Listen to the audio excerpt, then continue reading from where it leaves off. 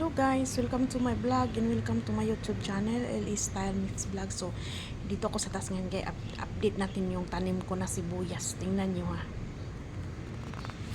Tingnan nyo yung tanim ko na sibuyas. Yan na, ching. Tingnan nyo. Isa, dalawa, tatlo, apat, buhay na buhay sila, diba? Oh, malaki na. So, next day, may harvest na ako nito. Siguro mga, yan ito next day. Wala pa naman tong 1 week. Wala pa na siya 1 week. So, ang isa ito. Dalawa pa sila. Pero buhay din sila. Oh, tingnan nyo. Oh, diba guys? Buhay na buhay, no? So, yan ang sibuyas ng tanim. So, siguro wala pang isang buwan. Oy, makaharbis sa tani.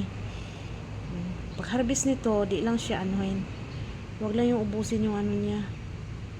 Di lang huto niyang punuan ba kanang kung magluto, gamay-gamay yun lagkuha. Mahal biya kay diri ng sibuyas no, sibuyas dahon no. Mga 5 lang siguro ka buok, 40 pesos na sobra. Mo na lang ko kung amo magtanom ko be. Namas layuta, pero tamad sila magtanom na lang ko sa taas. Ano siya? Wala gay na abono ba? Ngita pa kog abono, kaya abonuhan ako para siya matambok. Siya. Pwede pa yan lagyan dito ba? Tamnan pa dahil sa kilid. Tapos kani siya, daghan siya masulod. Oh, wala pa manggod, kulang pag similya. Oh, pwede pa na siya butangan diri isa duha. 3, 4, 5, 6. Daghan pa na siya mahimo. Para ana siya bagwapo tan-awon baga.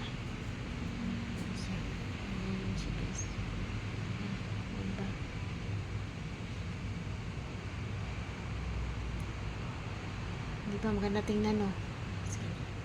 Yan lang guys, bye bye guys, magandang hapon sa inyong lahat. Yan ang update sa sibuyas ko. Yan lang guys, bye bye.